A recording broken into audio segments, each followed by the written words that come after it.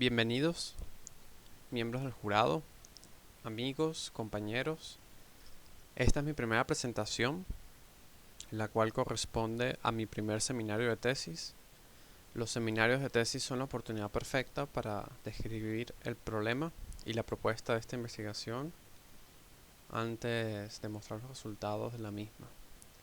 Así que estaré muy atento a la revisión y dudas que los miembros del jurado y mi tutor me hagan llegar. Más que decir, empecemos. Usaremos esta sección para comentar cuál será el orden en el que llevaremos este seminario. Plantearemos el problema principal en forma de una pequeña introducción al problema histórico, en el cual haremos un resumen sobre los últimos 100 años de investigación relacionados a predecir sismos y encontrar precursores fiables. Para esto es importante hablar sobre los retos en formular un precursor sísmico que pueda generar predicciones sísmicas útiles. Más que un tema aislado, esto permeará y cubrirá todo el seminario y es un tema fundamental históricamente hablando sobre esta clase de investigaciones. Por supuesto, hablaremos un poco sobre los terremotos, sobre las diferencias entre predicción y precursor, y hablaremos sobre algunos precursores electromagnéticos que se han detectado en los últimos años. Y espero que esto nos lleve a una conclusión, a cuál es el conjunto de lineamientos para el cual es conveniente definir un precursor, cuáles son las reglas que ascienden una anomalía observada antes de un terremoto a lo que llamamos hoy modernamente como un precursor sísmico. Esto nos dejará espacios después para comentar sobre cuál es el estado del arte actual, en el cual espero describir uno de los principales antecedentes de esta investigación, que es la propuesta de detectar cambios anómalos en los campos magnéticos locales por medio de cambios en el flujo vertical de muones y otras técnicas que se consideran hoy en día como candidatos plausibles a precursores sísmicos, usando satélites para detectar anomalías infrarrojas. De último, pero no menos importante, se usará la parte final del seminario para una introducción de nuestra propuesta, anunciar los objetivos de esta investigación y tener una breve introducción a nuestra propuesta de usar el tensor TIJ como un candidato a ser precursor sísmico y tener una discusión general sobre cuáles fueron los datos usados, cómo los usamos, cómo seleccionamos algunas zonas de estudio, entre otras cosas. La predicción sísmica, entendida como un conocimiento previo al instante de ocurrencia de un terremoto, es descrita por muchos como algo imposible. Esta clase de investigaciones lleva más de 100 años en desarrollo e instituciones como QuakeFinder buscaron durante años precursores sísmicos relacionados a algún fenómeno electromagnético.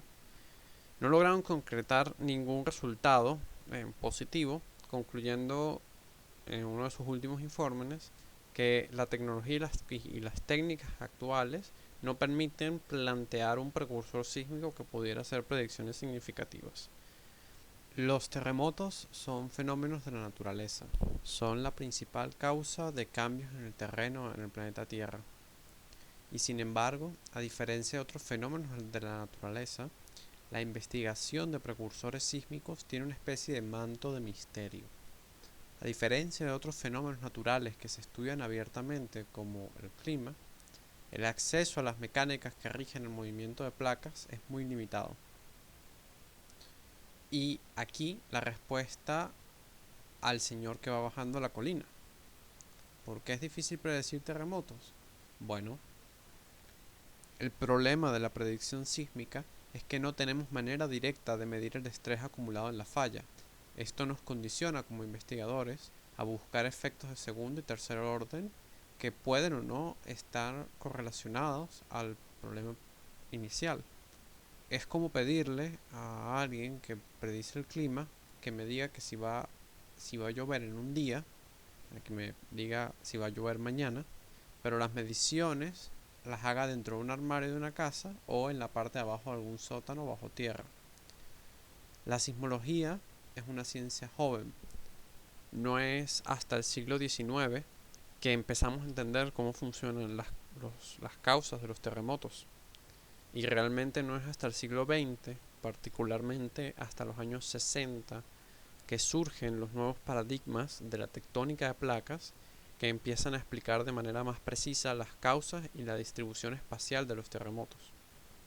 Muchos expertos concuerdan en que la dificultad principal para predecir terremotos es que, a diferencia de otros fenómenos naturales como el clima o los volcanes, no podemos cavar lo suficiente para observar y medir el movimiento entre placas. Eso sin mencionar a las dimensiones físicas del problema o las cantidades de variables que aún no entendemos bien. Por eso tenemos que recurrir, como ya dije, a procesos indirectos como la detección de gases radón, cambios en el campo magnético local o detecciones de anomalías de señales infrarrojas captadas de satélite. En un modelo muy sencillo, podríamos decir que los terremotos son el resultado de la liberación de tensión en la falla que lo aloja. Sin embargo, esto es una sobresimplificación. La definición más aceptada es que un sismo es el movimiento brusco de la Tierra causado por la liberación de energía acumulada durante un largo tiempo. Habitualmente estos movimientos son lentos e imperceptibles, pero en algunos el desplazamiento se libera con una gran cantidad de energía cuando una de las placas se mueve bruscamente contra la otra, rompiéndola y originando lo que llamamos el terremoto. Por esta misma característica, se ha puesto como lineamiento histórico que cualquier precursor sísmico debe tener una relación con el proceso de acumulación de tensión. Esto con éxitos y fracasos a lo largo de los años, cabe decir. Sin embargo, es cierto que las consecuencias de estos deslizamientos siempre han sido catastróficos a lo largo de la historia de la humanidad. Aquí podemos observar datos de la NGDC. Esta clase de informes han sido justificación de este tipo de investigación durante muchos años. Bueno, desde el principio de la investigación de este problema. Expertos en previsión de catástrofes afirman que se necesitarían 2 días de anticipación para poder prepararse debidamente a un evento sísmico importante. Actualmente, en Japón, uno de los líderes en esta clase de investigación cuentan con sensores ubicados a lo largo de la falla, permitiéndoles detectar la onda mecánica antes de impactar la ciudad, dándoles apenas unos segundos de anticipación en zonas altamente instrumentadas. En la gráfica se ve la cantidad de muertos por terremotos calculados desde 649 hasta el 2017. Los picos suelen estar asociados a grandes terremotos en ciudades pobladas, particularmente terremotos catastróficos como los de Sumatra o los de Japón en el 2010. Se ven claramente de este lado de la curva, y sin duda necesitamos una manera de poder estudiar el fenómeno mientras solucionamos el problema de cómo acceder a la mecánica interna del terremoto. Hasta ahora espero haya sido claro que las palabras predicción y precursor son usadas a lo largo y ancho de esta clase de investigaciones y nosotros no seremos la excepción. Durante esta investigación nos apegaremos a las siguientes definiciones de predicción y precursor. Y más que una definición, también quiero aclarar que esto es toda una filosofía de qué se está prediciendo, de cómo se está prediciendo, de qué se considera un precursor, qué se considera una anomalía. De todo esto espero hablar y aclarar. Se puede afirmar tener una predicción exitosa de un evento sísmico cuando se logra enunciar 3 factores importantes: la localización, la magnitud y el tiempo de ocurrencia, todas con sus respectivas probabilidades y sus incertezas. Esta incerteza es uno de los principales desafíos en esta clase de investigaciones. Por ejemplo, la localización es un gran problema. Localizar el origen de la anomalía, preferiblemente uno diría que es donde está el epicentro del terremoto, pero muchas veces la anomalía está desplazada. Esto es muchas veces porque no entendemos muy bien cómo es que suceden los mecanismos internos dentro de una cierta zona. La magnitud es otro problema. Tenemos pocos registros de las anomalías y para hacer esa clase de aproximaciones necesitas registros históricos, y para eso necesitas instrumentos funcionando que detecten las anomalías y luego una investigación que correlacione o evalúe si existe alguna relación o correlación entre las anomalías y los eventos. Aquí, en la parte de arriba de la lámina, muestro una comparación lado a lado de las diferencias entre la predicción requerida para un evento sísmico y la predicción a una erupción volcánica. Esta comparación me pareció importante, ya que para el caso del volcán, el sitio de erupción ya es conocida, el tamaño está restringido a 2 tipos y los tiempos esperados para la erupción suelen estar entre días y semanas. Para complementar esto, los volcanes son fenómenos mejor entendidos por lo general que los sismos. Si una erupción volcánica no sucede, los expertos podrían saber el por qué no sucede, mientras que para el caso de los sismos se tiene la restricción adicional de no saber el por qué desaparece repentinamente la acumulación de tensión. Por otra parte, existen 2 grandes criterios en la identificación de precursores a terremotos. El primer criterio es reconocer evidencia creíble científica sobre las anomalías observadas antes de un terremoto. Y, repito, para tener evidencia creíble científica sobre estas anomalías, lo que también se está tratando de decir es, tienes que tener instrumentos bien calibrados y varios instrumentos para poder clasificar lo que tú estás determinando, lo que tú estás llamando anomalía. Una medición o detección exitosa de algún fenómeno o conjunto de fenómenos anormales medidos previos a un terremoto usualmente depende mucho de la suerte de tener equipos de medición operando en el área antes, durante y después del terremoto. Un segundo criterio es que exista un modelo físico aceptado para explicar la existencia de dicho precursor. Por más de 100 años, uno de los modelos físicos más estudiados busca la generación de algún tipo de señal electromagnética, principalmente asociada al estrés mecánico al que están expuestas las rocas antes, durante un episodio sísmico, y esto modifica su permeabilidad electromagnética al generarse microfracturas en estas. Sin embargo, suelen haber falta de control en este tipo de pruebas, y esto es una consecuencia, se podría decir, intrínseca al fenómeno de la predicción de un sismo. Es realmente difícil probar de una manera estricta que el mecanismo físico es efectivamente el que genera el precursor, y la evidencia estadística para encontrar correlación entre las causas y efectos suele no ser concluyente. Para contrastar esto, otra vez, doy el ejemplo de los precursores a erupciones volcánicas, donde se considera el incremento en la frecuencia e intensidad de sismos como un precursor a la erupción. También otro precursor sería la actividad que existe. Hay una mayor actividad fumarólica. Aún así, este sistema no está 100% comprendido y puede dar sorpresas. El magma, por ejemplo, puede escapar por algún sitio inesperado, o el volcán puede entrar súbitamente en un silencio.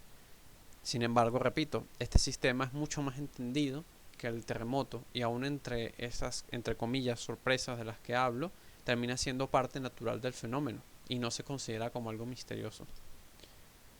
Volviendo a los terremotos, es cierto que algunos investigadores toman la existencia de precursores como un hecho, y para esto necesitaron lineamientos para señalar cuál era el camino a seguir para esta clase de investigaciones. La ESIP, que es una asociación internacional de sismólogos que estudian física, que están especializados en física, ellos dieron unos lineamientos generales para clasificar un precursor sísmico, y los usaremos como guías durante el desarrollo de nuestro precursor. Estos criterios hasta hoy en día son usados como lineamientos para catalogar un precursor como válido.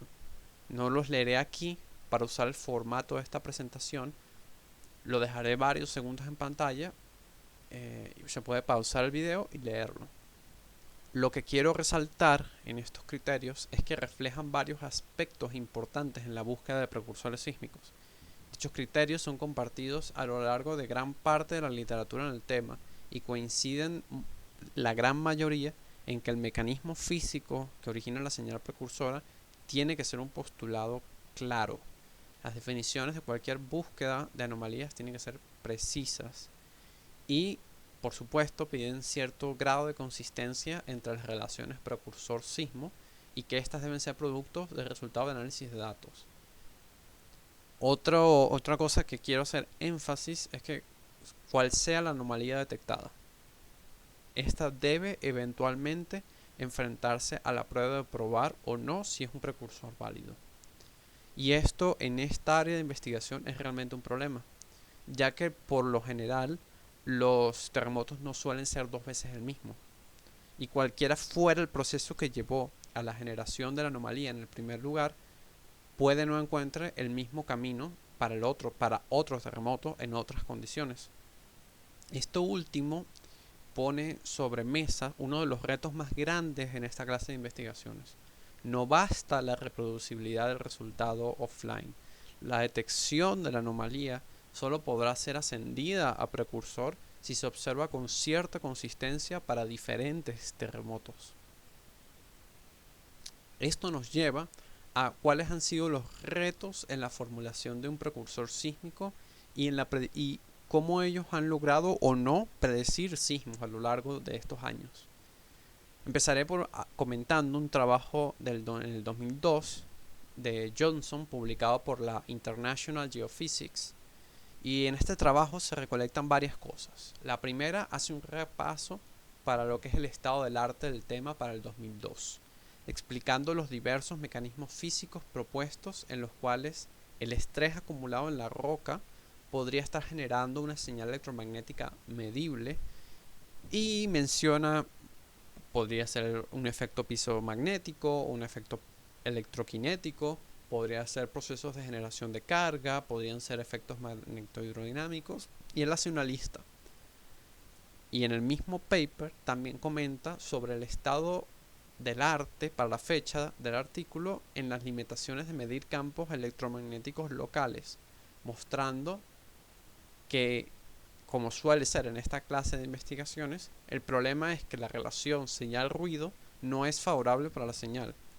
Y aquí él publica un resultado importante en el cual propone que las señales electromagnéticas deberían superar el ruido a partir de un terremoto de magnitud 6. Y para sustentar esto, él hace una revisión de algunos terremotos de magnitudes superiores a 6. Entre ellos el famoso terremoto de Loma Prieta con magnitud 7.1, y señala algunas anomalías consistentes con las observaciones comentadas anteriormente. Durante la década siguiente, las investigaciones continuarán, particularmente en los años 2010-2011, donde grandes terremotos impactan zonas pobladas y desatan una nueva ola de investigación que propondrían diversos mecanismos a precursores sísmicos. En el 2013, Yoshihiko Ogata, perteneciente al Instituto de Matemáticas y Estadísticas de Japón, publicó el artículo mostrado en pantalla, donde se estudia el terremoto y la predicción no como un fenómeno determinístico, pero como más bien como un enfoque estocástico, comentando sobre algunas de las variables que hacen el proceso complejo. El autor propone un modelo en el cual usa un punto modelo de proceso, estoy traduciendo literalmente a español, para la relación de causalidad, y busca entre sus datos cualquier fenómeno anómalo, siempre con el objetivo de encontrar ganancias en la probabilidad de detectar un terremoto. Él deja como reto determinar una incertidumbre en predecir grandes terremotos y asociarlos con fenómenos anormales. Y por supuesto, dada la baja estadística en grandes terremotos, él dice, necesitamos más grandes terremotos para entender cómo estas anomalías surgen antes de estos grandes terremotos. Este paper en particular está tomando un enfoque estadístico. No es lo que en este campo se llama una observación visual, que es lo que hace, por ejemplo, este señor en su paper.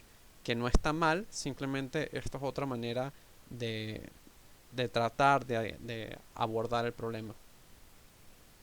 Un poco más adelante se publica un importante libro. Me ayudó mucho a entender el problema histórico de la predicción sísmica y es publicado por Susan Ellis. Este libro rastrea la búsqueda continua de los sismólogos para pronosticar el tiempo, la ubicación y la magnitud de los terremotos a futuro, y ella hace una explicación muy detallada del proceso que va de las investigaciones del laboratorio al campo, siempre describiendo los intentos a lo largo de los años que han generado esperanzas y algunos que han colapsado bajo escrutinio, así como enfoques que parecen ser prometedores para el futuro, de los cuales hablaremos uno de ellos más adelante. Para comentar, esto es un gran libro, tiene varias cosas, pero diría que lo más importante es que es una visión bastante seria al problema y es una excelente introducción a un problema que es muy complejo. Seguimos con el trabajo de Petraki de la Universidad de Huesatica en el 2015 y hace un review general de precursores sísmicos relacionados a fenómenos electromagnéticos. Este paper es muy importante y hablaré de él con un poco más detalle en la página 12 cuando discutamos cuáles son los criterios que hacen un precursor sísmico. En este mismo año se publica el siguiente artículo mostrado, publicado por Dumitru Stanica del Instituto de Geodinámica de Rumania. Aquí presenta un modelo donde se recolecta la data de Intermagnet de 3 estaciones que también usaremos nosotros y estudia el campo geomagnético desde diciembre del 2010 hasta marzo del 2011 para estudiar el gran terremoto M9 en Tohoku, y el paper se centra en la componente BZ, haciendo un análisis en el espectro de frecuencias para efectivamente detectar una señal anómala a los 32 días antes del evento. Deja como reto este paper repetir este procedimiento para otras zonas y para más eventos sísmicos. El último paper que mencionaremos, también enfocado en la zona de Japón, publicado por Masashi Hayakawa del Instituto de Matemáticas y Estadística, hace un recuento de varios métodos hasta la fecha de diferentes precursores electromagnéticos y resalta el enorme proceso en el estudio de precursores sísmicos en la zona de Japón. Muchos precursores, como la anomalía en la ionosfera, parecen tener una fuerte correlación con el fenómeno y pone como desafío importante otra vez encontrar una mejor correlación estadística entre el fenómeno y el precursor.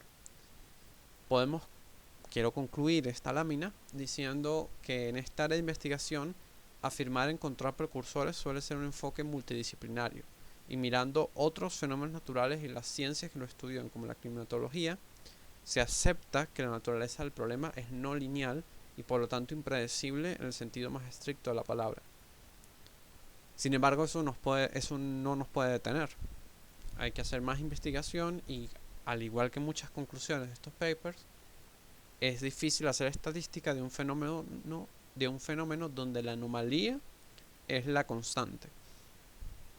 En esta tabla hace una recolección de distintos papers, trabajos que afirman detectar una señal precursora antes de un evento y que dicha señal precursora tiene que ver con un fenómeno electromagnético.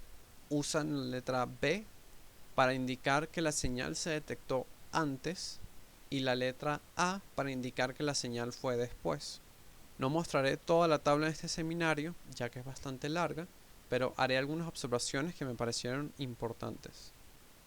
Lo primero que se puede señalar es que en la gráfica de la izquierda, donde se muestra la mayoría de las señales, se detectan el día antes, y estas señales normalmente están asociadas a procesos en la ionosfera, lo cual coincide con el modelo físico que explica el por qué se detectan estas anomalías en las fallas donde se está preparando un terremoto.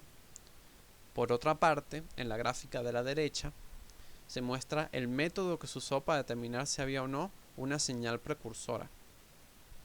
En la gráfica de la derecha también se ven tres técnicas que predominan sobre el resto: los estudios PSD-FFT, que son estudios generalmente asociados a detectar frecuencias anómalas en un determinado momento; observaciones visuales, que son observaciones las cuales no tienen una base estadística, pero la señal parece anómala desde el punto de vista del investigador; y el análisis estadístico, que como indica su nombre suele ser una anomalía que se prueba anómala evaluando su ocurrencia respecto a otras.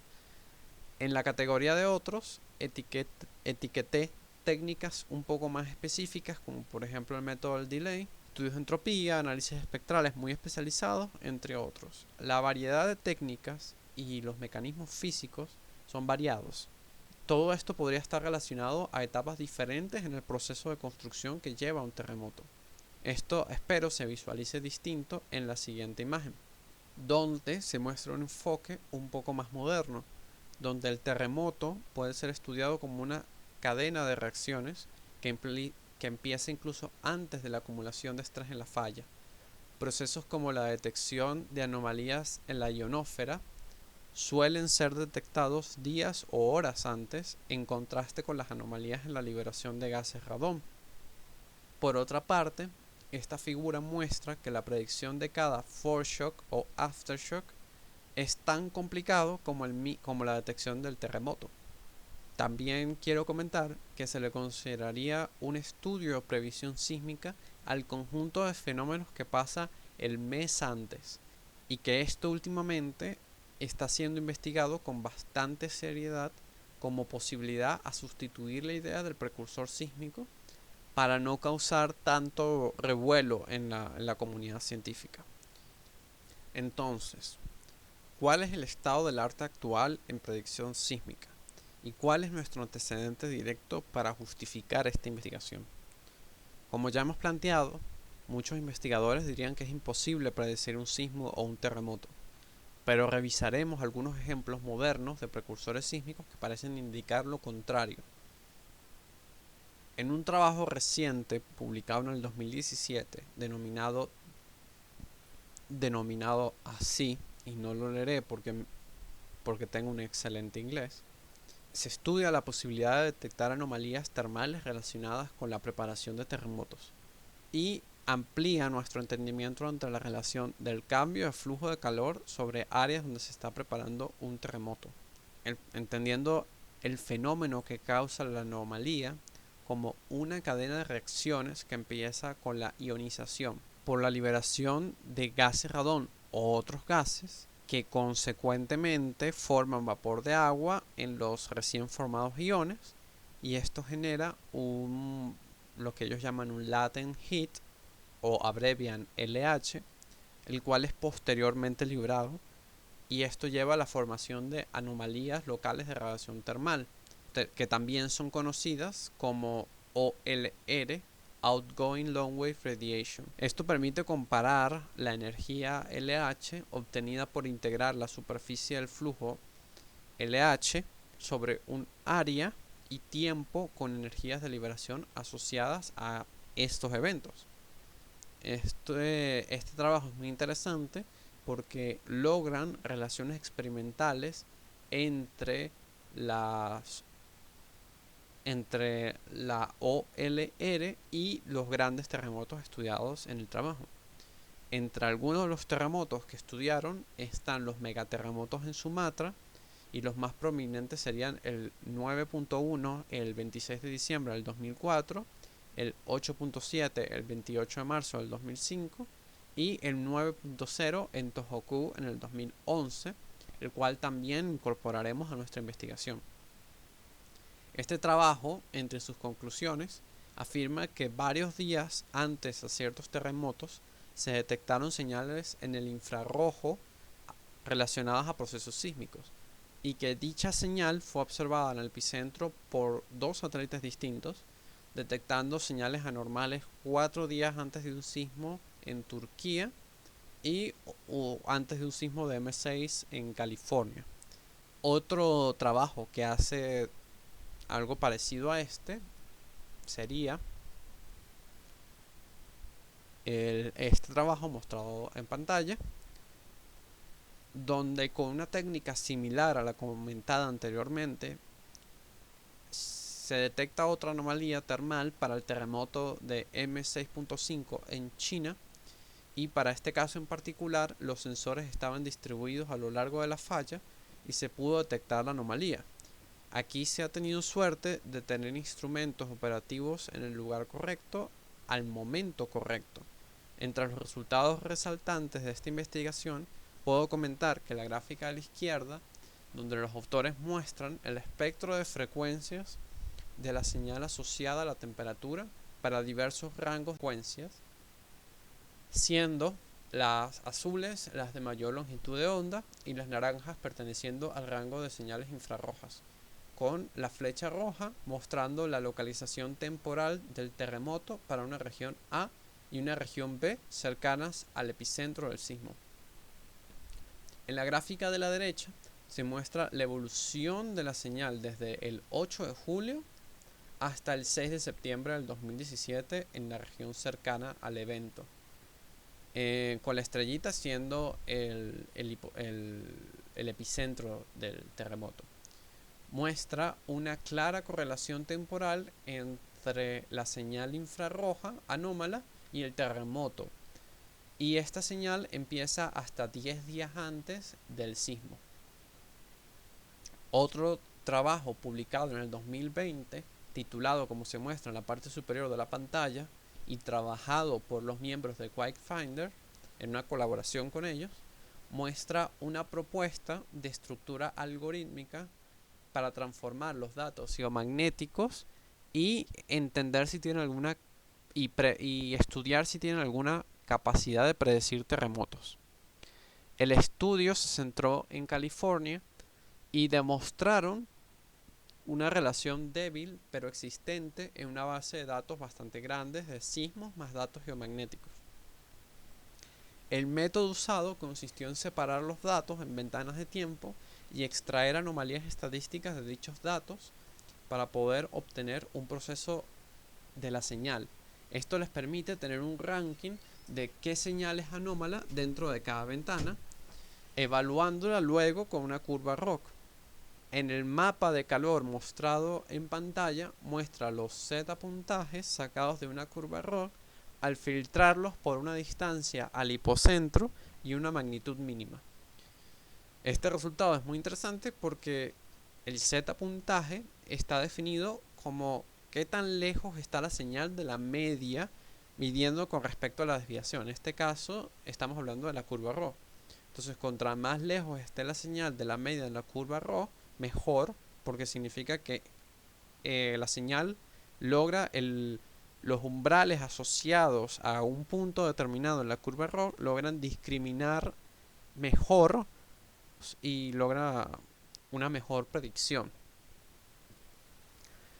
Por ejemplo, se ve que las medidas de 40 kilómetros y terremotos de magnitud 4 tienen un z-score de 3, mientras que eventos de 4.5 a 50 kilómetros tienen un z-score aproximadamente de 0, haciéndolos casi indistinguibles del ruido ambiental y haciéndolos esto no serviría para hacer predicción sísmica. Para este trabajo usaron sismos que van del 2005 hasta el 2018, dejan abierto el código para poder seguir trabajando con otros sets de datos y usaron hasta 100 observatorios geomagnéticos ubicados en California para terminar usando curvas RHO para determinar si los umbrales de detección estaban discriminando correctamente la señal.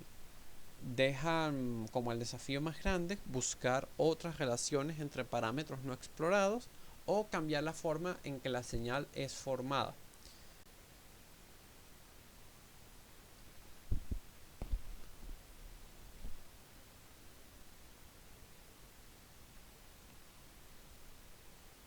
Este trabajo mostrado en pantalla, titulado como Influencias de anomalías geomagnéticas locales en la variación del flujo de muones generados en la atmósfera por radiación cósmica, fue realizado aquí en la Universidad de los Andes por el profesor Juan Carlos y el profesor Misael Rosales, proponiendo en el año 2012 la posibilidad de usar muones como sondas geomagnéticas sensibles a perturbaciones locales de campo. La propuesta empieza ubicando un detector,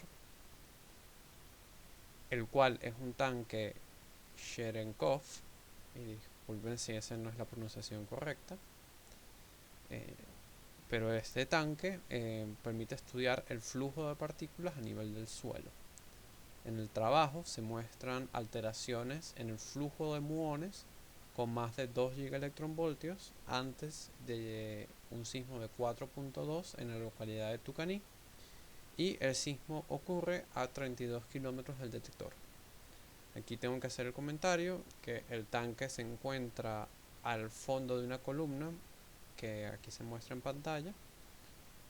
Esta columna queda en la universidad, en nuestra Universidad de los Andes, y se le pone una tapa de hierro y concreto encima para bloquear las partículas de bajas energías, y así es como logran filtrar en partículas con menores energías a las deseadas. El trabajo propone un modelo físico que intenta describir el uso de muones como sondas geomagnéticas con la intención de potencialmente usarlo como un precursor sísmico. A la derecha se muestra un esquema el cual resume el modelo físico por el cual la actividad sísmica termina en una variación de flujo local en una determinada zona. El modelo fue puesto a prueba por medio de una simulación en la plataforma GN4, reproduciendo las condiciones del experimento y estudiando el efecto de distintas anomalías geomagnéticas sobre partículas cargadas que son lanzadas en la simulación a 15 kilómetros verticalmente sobre el detector. Viendo la figura de la izquierda, se ve otra clase de representación del esquema de la derecha.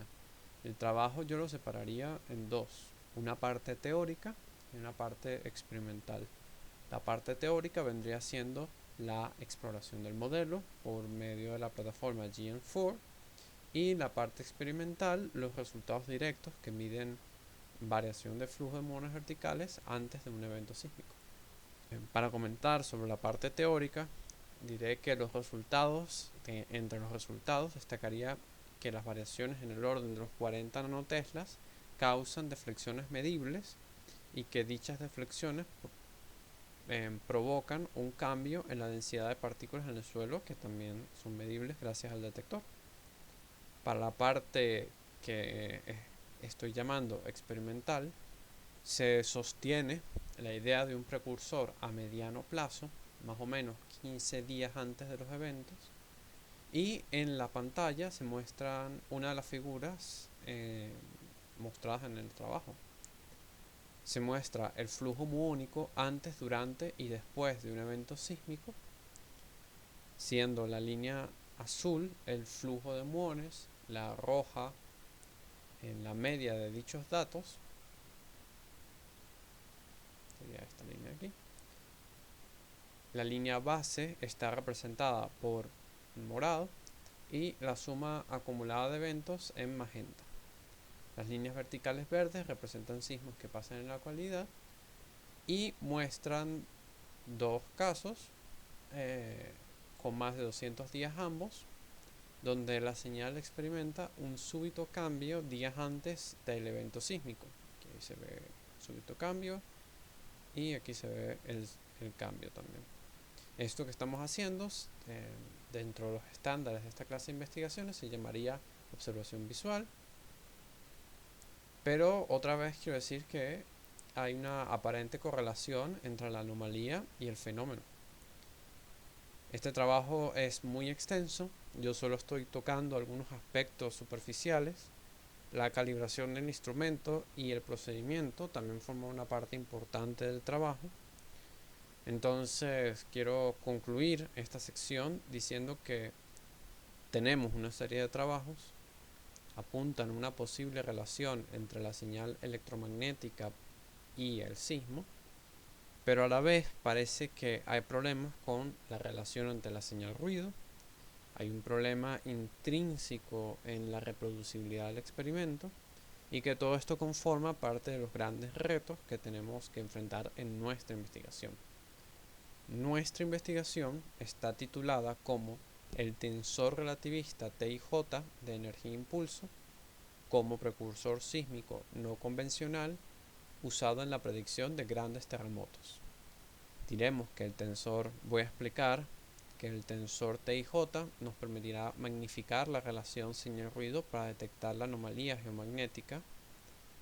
Propondremos entonces un precursor sísmico plausible y trataremos de demostrar que por medio de él se pueden hacer predicciones útiles, y consideraremos grandes terremotos como los mayores a 7, a pesar de que para algunas investigaciones grandes terremotos estaría definida como mayores a 6. Los objetivos de nuestra investigación, el objetivo general sería generar una metodología para transformar las componentes del tensor energía-impulso TIJ a un precursor sísmico no convencional que permita predecir grandes terremotos basándose en una validación offline de eventos sísmicos ya ocurridos. Los objetivos específicos son los necesarios para alcanzar nuestro general. No los leeré en pantalla, pero los dejaré aquí para, si quieren pausar el video, unos segundos. Para lograr estos objetivos, plantearemos lo siguiente. Partiremos de la hipótesis común a otras investigaciones de que el estrés mecánico al que estaban expuestas las rocas antes de un episodio sísmico modifican su permeabilidad magnética y esto genera un cambio en el campo geomagnético local. La experiencia mostrada en los trabajos que he presentado en este seminario muestran posibles relaciones entre el cambio de flujo de partículas cargadas antes de un evento sísmico, y esto nos señala que la perturbación en el campo magnético pareciera efectivamente existir, pero no tenemos una manera de separar la señal del ruido. Esta perturbación pareciera superar el ruido, teóricamente hablando, para terremotos mayores a 6, y esto se ve en esta gráfica. La línea horizontal muestra el umbral que la señal tiene que superar para poder ser medida con un magnetómetro en la localidad. Para tratar de revelar pequeñas fluctuaciones locales sobre áreas que presenten cambios físicos que estén relacionados otra vez al estrés mecánico, propondremos un efecto magnificador relativista, el cual ocurre cuando partículas de altas energías interactúan con campos electromagnéticos. También propondremos en esta investigación la posibilidad de introducir una transformación por medio de cantidades asociadas al tensor TIJ, el cual espero quedará en veremos la posibilidad de detectar anomalías a mediano y largo plazo en una zona, y estas posiblemente estén asociadas a grandes terremotos que se están preparando. En nuestro caso, la cantidad medible en la cual nos inspiramos será el flujo de partículas cargadas en una determinada zona. Y por último, propondremos un proceso de validación de nuestros resultados por varios métodos para tratar de evidenciar el carácter precursor de la señal y determinar si dicha señal tiene algún valor predictivo útil. Con esto seguimos a abrir una introducción teórica que será base al siguiente seminario y fundamental para entender la propuesta de nuestra investigación. Si quisiéramos describir el número de partículas que pasan por las 4 componentes del espacio-tiempo, necesitaríamos un vector con 4 componentes. Estos serían estas componentes, que es nt, nx, ny y nz, que representan el conteo total de partículas dentro de una caja de tamaño 1,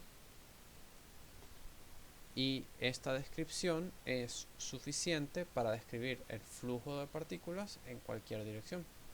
Pero ¿qué pasaría si quisiéramos describir el conteo total del momento de cada partícula? Cada partícula tiene asociado un vector, como se ve aquí, dentro de la misma caja de tamaño 1, pero cada vector va a necesitar o necesitaría 3 componentes adicionales para describirlo.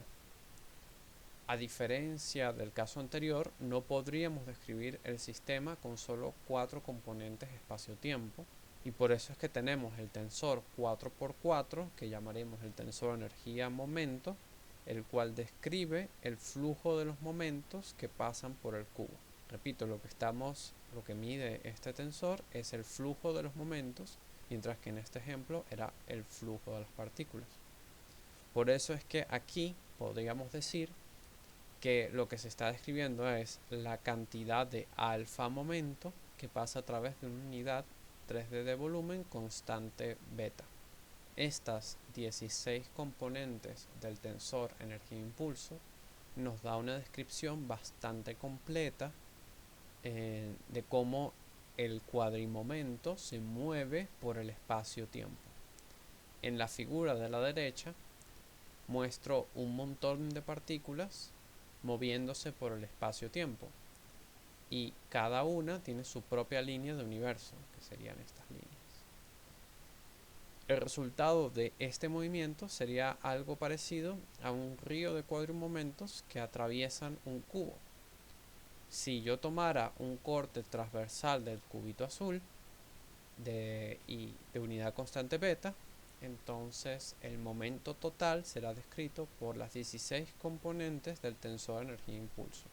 Hablemos un poco sobre las componentes del tensor. El tensor contiene cantidades medibles experimentalmente dentro de sus componentes, y viendo la figura superior izquierda, las componentes T asociadas al momento están directamente relacionadas a la energía de la partícula. También podemos decir que la frase muy usada en textos para describir esto de flujo a través de un volumen de tiempo constante es una manera un poco rebuscada, a mi parecer, de decir densidad a través del espacio. En esta densidad a través del espacio suele ser definida como la cantidad de cosas en una caja unitaria x, y, z en un tiempo constante. Esta definición es la que hemos manejado antes, pero lo que quiero decir es que la primera columna, donde beta es la componente temporal, es realmente sobre densidades a través del espacio, mientras que la primera fila sería la energía de las partículas. Esto nos deja hablando sobre la componente TTT, que es una densidad de energía. También en algunos textos aparece como W. Estudiando otras componentes y fijándonos en la gráfica de abajo en la derecha, vemos la interpretación de cada conjunto de componentes. De componentes perpendiculares T1, T11, T22 y T33 se les dice presión, y son las componentes donde el vector de momento es perpendicular a la superficie que está cruzando. La presión tiene la característica de aplastar o alargar objetos, pero específicamente decimos que esto es presión, ya que si hacemos un análisis de unidades, esto sería momento dividido entre tiempo entre unidad de superficie cuadrada unitaria, que es lo mismo decir, o sea, estaríamos diciendo lo mismo, fuerza entre unidad de área. Mientras que las componentes que no están en la diagonal, pero aún dentro de la caja azul que describe el flujo de momento, son llamadas shear stress o cizallamiento. Estas componentes describen cuando el momento es paralelo a la superficie que atraviesa, y estas tienen la tendencia de deformar o rotar objetos. En un ejemplo un poco más concreto, si nos fijamos en la figura de abajo, se muestra un capacitor de placas paralelas. Claramente, cada placa quiere colapsar hacia la otra, pero experimenta tensiones y presiones debido a las componentes TYY, TXX y TZZ. Otro ejemplo, en la figura parte 2, existe una tensión en la dirección X y una presión en la dirección Y. Y aquí cuando digo tensión, recordando que siempre podemos definir tensión como una contribución generada por la atracción entre cargas opuestas. Dicho esto, el tensor de energía electromagnético está expresado por la ecuación 2, donde la densidad de energía está expresada por la componente 1,1. S representa el flujo de energía correspondiente al vector de Poynting, donde las componentes Sx, Sy y Sz, al revés de como lo acabo de decir, son las componentes del vector que muestro en la ecuación 6, 7 y 8. Todo esto en un sistema de referencia S en reposo. Si quisiéramos las expresiones en un sistema de referencia S', necesitamos la transformación mostrada en la ecuación 1, que nos permite transformar el tensor 2 a el tensor mostrado en la expresión 3. Los campos electromagnéticos en el sistema de referencia S' transforman como lo muestro en la ecuación 4 y 5, y el tensor energía, el tensor de Maxwell viene expresado por esto, tanto aquí como en la versión primada aquí. Los campos electromagnéticos en el sistema S' transforman como muestro en la ecuación 4 y 5, y aquí viene algo importantísimo para nuestro trabajo, en donde se ve que el campo eléctrico en S' depende del factor gamma y se empieza a medir campos magnéticos en el sistema de referencia S'. En principio no tenemos registro del campo eléctrico en el sistema S', pero conociendo esta relación podemos extraer cierta información de los campos eléctricos en el sistema S', conociendo los campos geomagnéticos en el sistema de referencia S, en el sistema de referencia en reposo, es decir, tenemos estas dos cantidades. Por último, si sustituimos la ecuación 4 y 5 en las cantidades primadas del vector de Poynting, tendríamos que lo que muestro si sustituimos esto aquí, tendríamos las cantidades primadas Sx', Sy' y Sz', que vendrían dadas por estas expresiones. En el segundo seminario usaremos todo esto para formular una expresión algebraica que tenga en cuenta la velocidad de arrastre, la cual está relacionada con el vector de Poynting, y esto nos permite transformar las componentes en el sistema S a S', obteniendo interacciones únicas gracias a las transformaciones de campos relativistas expresadas en 4 y 5.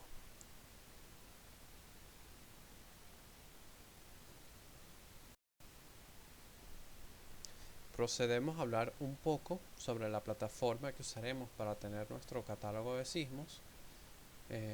Usaremos la base de datos Iris Earthquake, la cual proporciona data sísmica mundial con registros detallados de los últimos 30 años o incluso más, y nos permite filtrar datos importantes como fechas, como magnitudes, zonas, profundidad, y nos permite descargar estos datos manejándolos en formas de tablas, normalmente en formato Excel, y nos permite de Excel nos permite llevarlo a MATLAB para luego manipularlo algorítmicamente.